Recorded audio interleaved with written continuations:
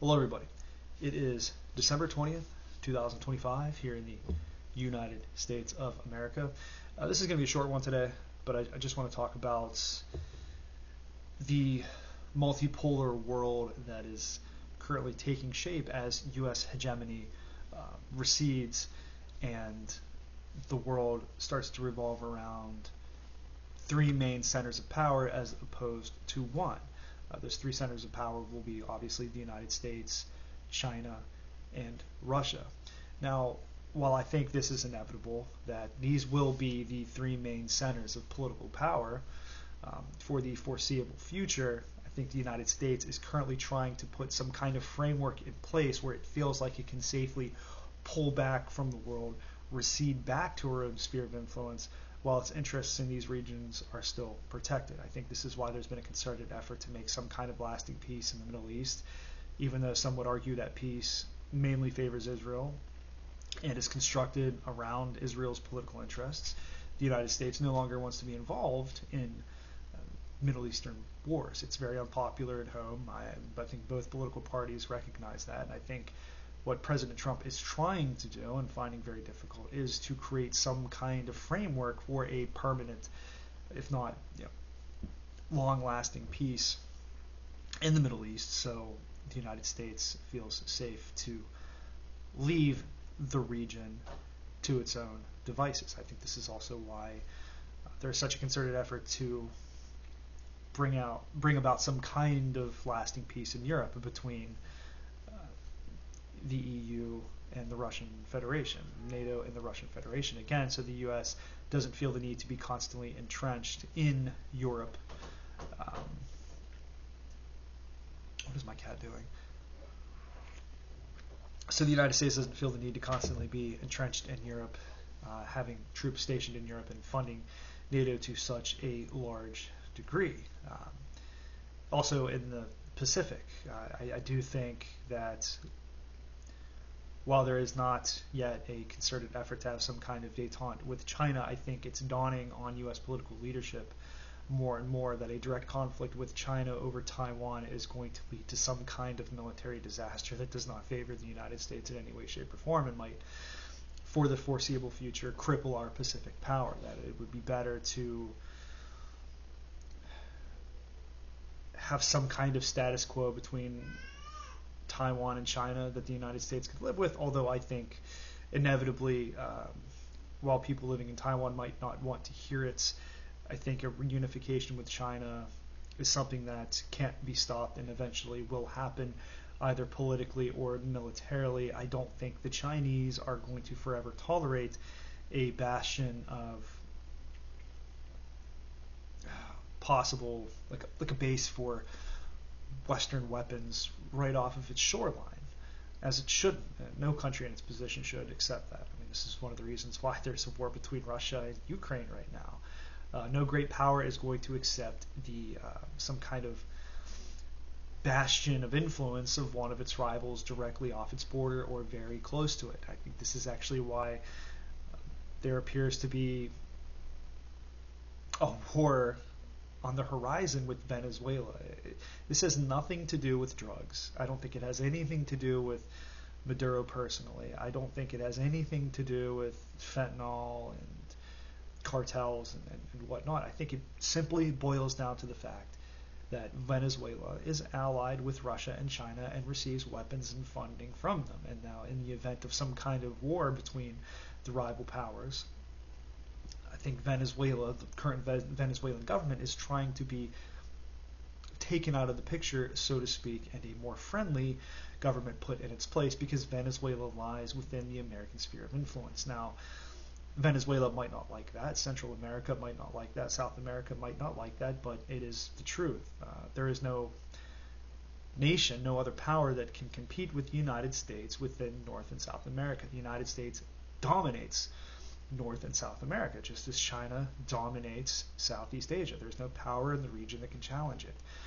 Russia, for all its faults and some of its problems and some of its struggles militarily, and the trial by fire it's had to go through with figuring out modern war up against fighting nation fully funded by NATO still dominates Central Asia and Eastern Europe. There's no region, no power in the region that can credibly challenge it and defeat it, bring about some kind of crushing military defeat upon it in the region. Now, do I agree with the approach that the United States is taking towards Venezuela? I think it's politically stupid for President Trump to do what he's doing now. It's going to prove to be very unpopular. There are better ways to go about this than an open military confrontation. And what the United States is doing is flexing its military muscle for its rival powers, for China and Russia, to say, okay, once we pull back from the world, once we come back to our own sphere of influence, once we leave your backyards, just know that you cannot challenge us in our own hemisphere. This is our hemisphere. This is our sphere of influence. We dominate it. Stay out. I think that's the message that the government is actually sending. Now, this is hurting President Trump's poll numbers because one of the main things he promised was no more foreign wars. Now, what's being done is simply the great game of geopolitics, but I think this is one of the unfortunate side effects of President Trump not being a politician and being more of a bulldozer than anything else, and also hiring people that aren't exactly politicians, is they're not really forward thinking in this regard. Like this potential conflict is hurting his polling numbers, and jeopardizing the future of his own party. And I would say that, well, if Maduro was going to be taken out, so to speak, there were less provocative ways to do this, and frankly, he probably could have been bought off entirely and brought into our sphere of influence by more or less bribing him. That probably would have been the better option. And, people say, well, he's a socialist. Who cares if he's a socialist? Do you think the United States really cares at the end of the day what kind of government it's allied with? We've been allies with Saddam Hussein. Okay, we're allies with Saudi Arabia. We've consistently been allied with nations that are, by our own standards, authoritarian dictatorships for our own ends. Like ultimately, at the end of the day, that's an excuse. But that's a video for another time. But I think this is what the world is going to shape into as U.S. hegemony recedes, and as this plan continues to move forward of establishing some kind of lasting peace in these regions where there's always been U.S. involvement, so the U.S. can leave and pull back. Now, whether that's a just peace, whether that's a peace that'll last, it's hard to say, but I think that's the attempt that's being made. Now, as I mentioned earlier in the video, the world that will take shape after that happens will be a world dominated by 3 major world powers and then maybe several lesser powers. What's very interesting is President Trump put out a list, I think called the C5, I believe, where actually let me check something here. It is centered around these major political powers as being the one second here. It's centered around these major political powers with the expectation that these are the countries that are going to be the most influential. Hold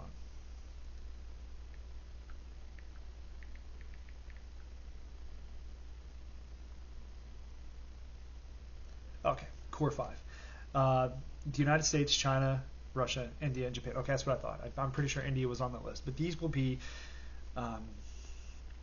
the main centers of political and economic power moving forward in a multipolar world. These will be the countries that are the ones chiefly negotiating things and influencing things. Now, I would say India, although not quite as powerful as China, definitely does exert influence in its own area, its own little sphere of influence. It's not going to dominate Southeast Asia quite like China does, but it's still a major regional power and could eventually be one of the main world powers. And Japan, although not known as a military power, is still very very influential as far as its economy goes. It's still a very powerful nation and could be a potent military force if the leash was ever taken off of it. But Japan's main problem is a demographic issue. A lot of older people, their population is below replacement level. They have their own internal problems, I think, that kind of keep them out from being within that top 3 and will for some time. And I've noticed, too, the EU is not on that list at all, because the EU is a dysfunctional mess. And I think within the next 5 to 10 years, due to very poor leadership and extreme mismanagement, the EU will fall apart. So I think it's rather interesting that they're not included on this list of major influential powers, because they don't function as an influential power. They're too busy. It's too busy ripping itself apart over stupid migration policies, or stupid policies revolving around migrants, bullying its own, bullying their own member states, and instigating a war with Russia that they have no means to fight or win. So I think it's, at least at this time, a safe bet that the EU, Europe as a collective, as a whole, as a singular political entity, won't be a major world power, which I think for the Europeans is rather unfortunate, because if something like the EU was run competently and run correctly, it could have worked. You could have had a confederation of states that largely retained their sovereignty, but could exert themselves as a collective, for the interests of the European continent, if they could get out of their own way, and if it could be run by people that were actually pragmatic and reasonable, and not a bunch of neoliberal technocrats. But anyways, that's really all I wanted to talk about in this video. Just want to keep it short. I have quite a few things I have to do today. I will be back later on this evening, I think around, I want to say 8 o'clock. I'm going to do a live stream, actually. So if anyone's interested, I'll be back at 8 p.m. Eastern Standard Time, I believe. That's my time zone. I'm almost positive. But yeah, just going to show up here. We'll talk about some stuff. But anyways, everyone out there, have a good one. If you enjoy this content, please subscribe to this channel. Drop me a like, and I will see you then.